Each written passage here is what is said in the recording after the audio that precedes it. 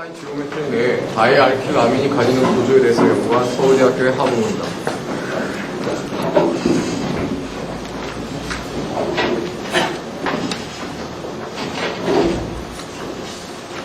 폴리머가 가지고 있는 물성의 단점을 해결하기 위해서 매트릭스상의 이노가닉 필러를 분산시키는 복합체의 기술은 아주 오래전부터 연구되었고 지금도 많은 부분 상업적으로 응용되고 있습니다. 하지만 분산된 이노가닉 필러의 경우 마이크로 사이즈로 가지고 있기 때문에 기존의 복합체의 경우는 역시 물성의 단점을 보이게 되고, 따라서 최근 이런 기존의 복합체에 나노의 개념이 도입된 나노 복합체에 대한 연구가 활발히 진행되고 있습니다. 즉, 수옹스트롱에서 수나노 정도 되는 이노가닉 필러의 판과 판 내부에 폴리머를 삽입시키는 인터폴레이션과 더 많은 양의 폴리머를 삽입시켜서 클레이의 판상 구조를 깨트려서 매트릭스 내에 균일하게 분산시키는 익스폴레이션 기술을 이용하게 되면 분산된 이노가닉 필러의 에스펙트 레이쇼가 수천 정도의 큰 값을 가지게 되고, 따라서 기존의 복합체에 비해서 뛰어난 물성을 보인다고 보고되고 있습니다.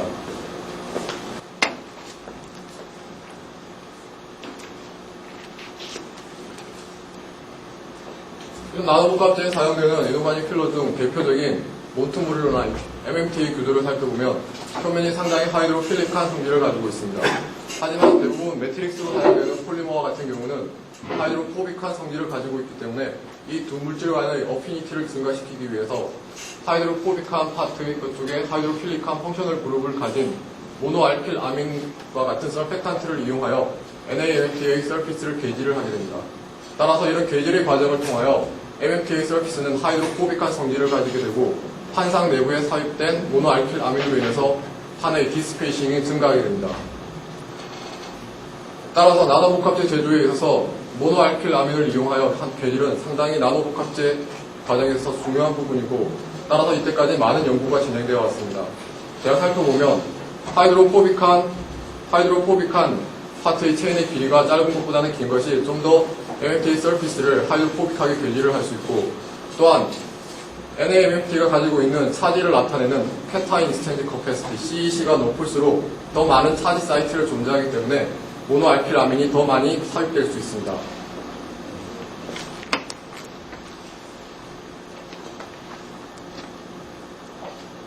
하지만 하이드로포빅한 체인의 양쪽에 반응기를 가진 다이알킬아민과 같은 경우는 기존에 연구되었던 모노알킬아민과는 달리 판상 내부에서 독특한 구조를 가질 것으로 예측됩니다. 스키매틱한 그림을 통해서 살펴보면 양쪽의 반응기가 판상 내부의 같은 면에 인터랙션을 하는 경우는 루프 컨포메이션이 가능하고, 서로 다른 면에 인터랙션을 하는 경우는 브릿지 컨포메이션이 가능할 것입니다.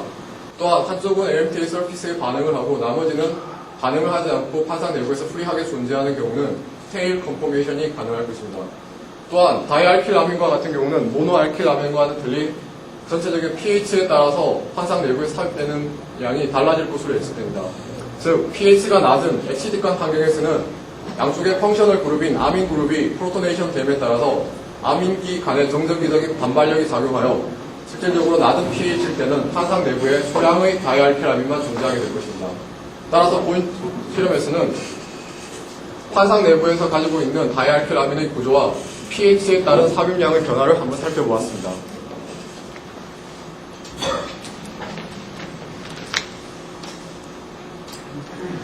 머티리얼을 살펴보면 NaMMT, 몬트모릴로나이트 같은 경우는 CEC가 100짜리를 사용하였고, 알킬아민은 카본 개수가 6개이고 6개인 다이아민과 12개인 다이아민을 사용하였고, 모노아민은 카본 개수가 12개인 모노아민을 사용하였습니다. 이러한 알킬아민을 통하여 계질을 한 후 폴리머인 와 인터랙션을 살펴보기 위해서 폴리에틸렌 옥사이드를 사용하였습니다. 먼저 물과 에탄올의 믹스처 솔벤트에 오르가닉 모디파이어 알킬아민을 넣은 후 6시간 정도 스터링을 진행합니다. 다음에 MMT를 넣은 다음에 HCl로서 pH를 조절하였습니다. 24시간 동안 스터링을 통해서 반응을 진행시킨 후 미반응한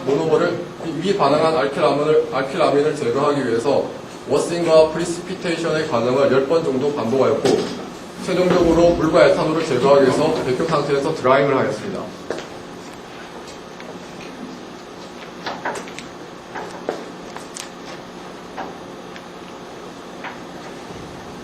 다음은 화상 내부에 삽입된 알킬라민의 양을 살펴보기 위해서 TGA 실험을 하였고, 알킬라민이 삽입된 후 MMT의 디스페이싱의 변화를 관찰하기 위해서 XRD 실험을 하였습니다. FTIR을 통해서 판상 내부에 존재하고 있는 알킬라민의 체인의 컨포메이션을 살펴보았는데, 하이드로포빅한 파트는 CH2의 스트레칭 밴드와 시저링 밴드를 관찰하였고, 하이드로필릭한 파트는 NH2의 시저링 밴드를 관찰하였습니다.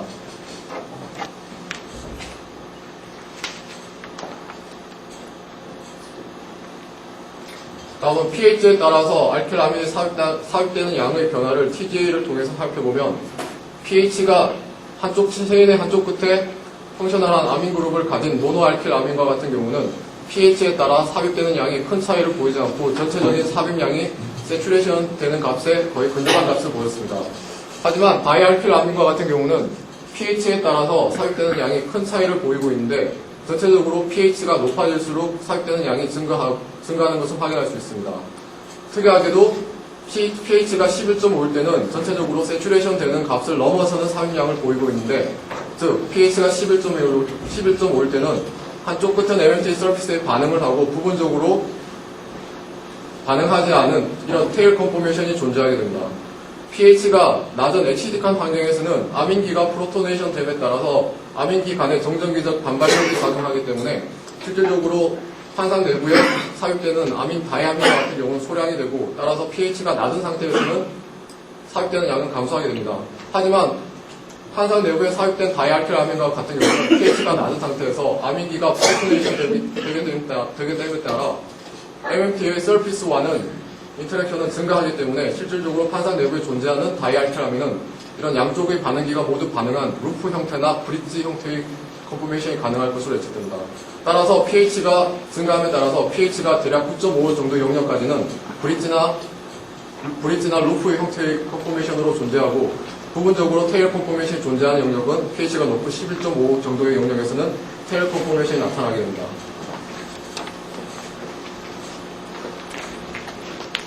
다음은 이런 알킬아민이 삽입된 후 디스페이싱의 변화를 XRD를 통해서 살펴보았습니다.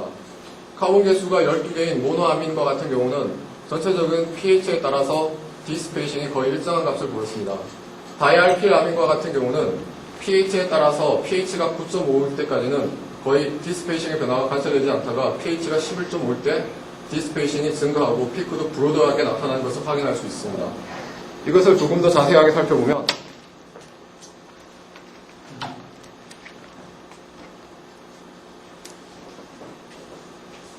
모노알킬아민과 같은 경우는 pH에 따라, 즉 아민기가 프로토네이션의 됨에 따라서 삽입되는 양에 큰 차이를 보이고 있지 않기 때문에, 따라서 판상의 MMT의 디스페이싱도 거의 일정한 값을 유지하였고, half width at half maximum의 제곱의 값도 일정한 값을 보였습니다.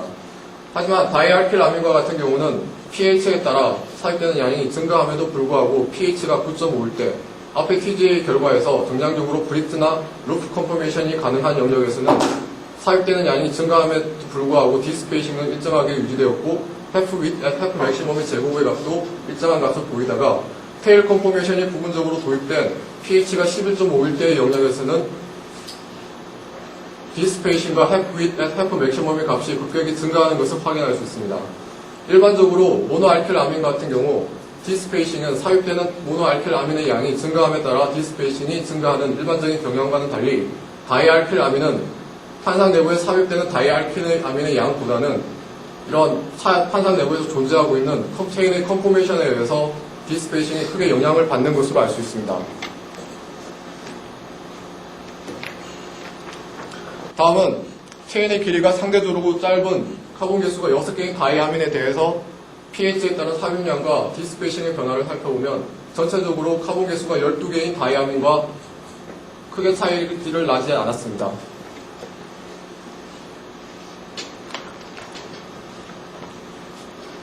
다음은 이런 판상 내에 존재하고 있는 다이알킬아민의 체인의 컨포메이션을 좀 더 자세하게 관찰하기 위해서 FTIR 실험을 하였습니다. 먼저 다이아민의 하이드로필릭한 파트를 나타내는 NH2 시저링 밴드의 피크는 벌크 상태에 존재하는 다이아민과 같은 경우는 1573 정도에서 관찰됩니다. pH가 증가함에 따라 판상 내부에 존재하는 다이아민과 같은 경우는 1573보다 낮은 1566에서 피크가 관찰되고, 또 pH가 11.5일 때는 1566 외에도 1597에서도 피크가 관찰되었습니다.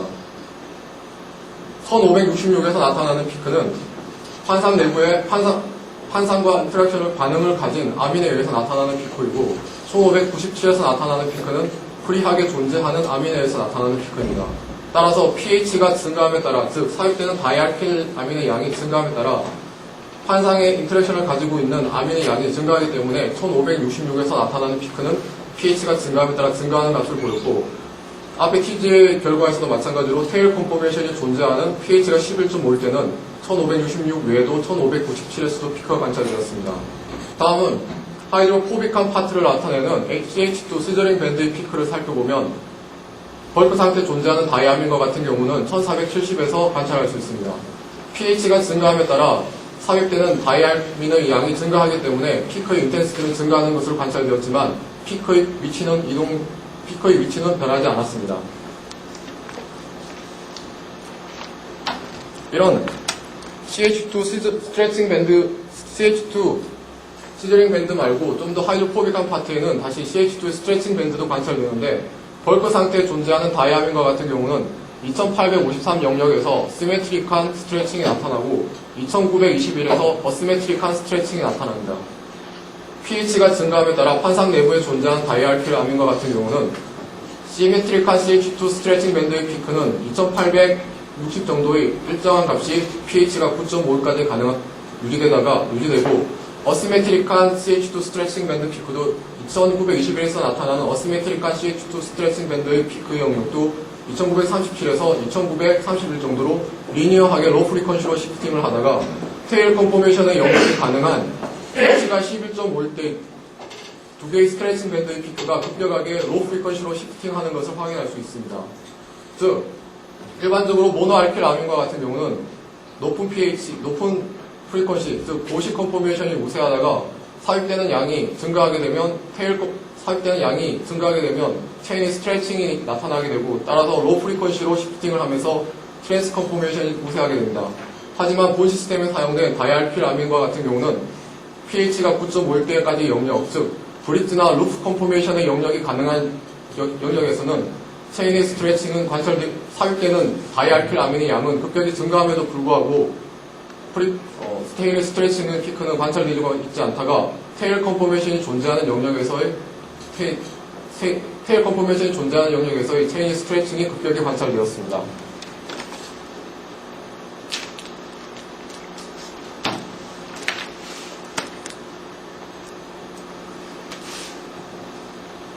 다음은 폴리에틸렌 옥사이드 PEO를 이런 판상의 멜트 인터컬레이션을 시켰을 때 MMT의 디스페이싱의 변화를 엑스레이를 통해서 살펴보았습니다.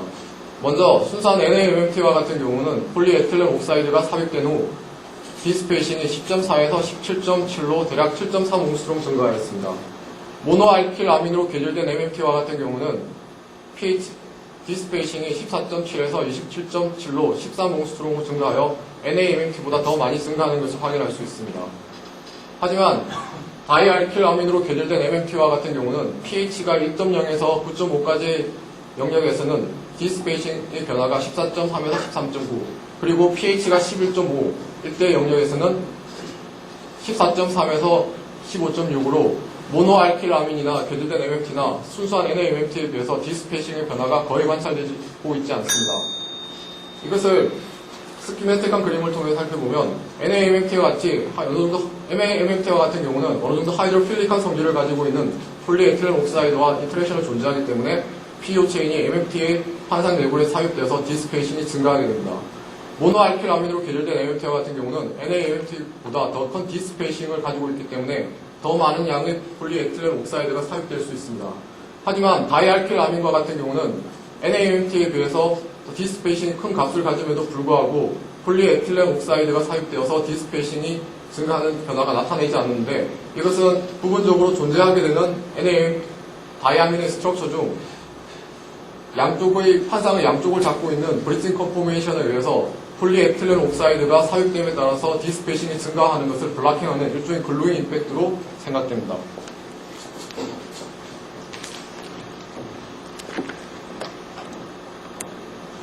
결론을 말씀드리겠습니다.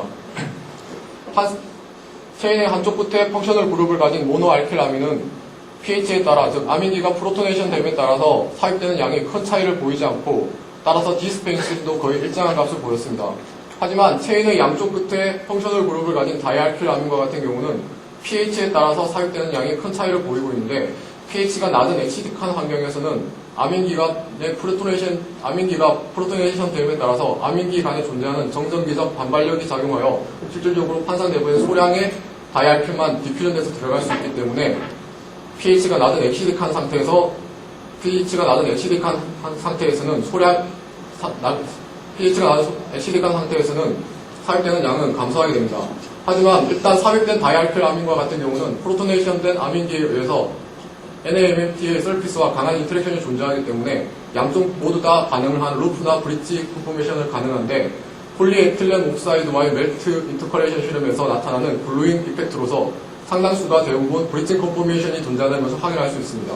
따라서 pH가 증가하면서 pH가 9.5까지의 영역에서는 브릿지 컨포메이션으로 가지면서 삽입되는 양이 증가하다가 pH가 11.5일 때는 부분적으로 테일 컨포메이션을 가지게 됩니다.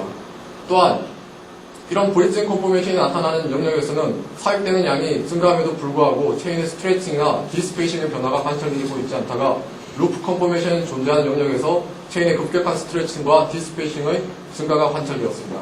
이상입니다.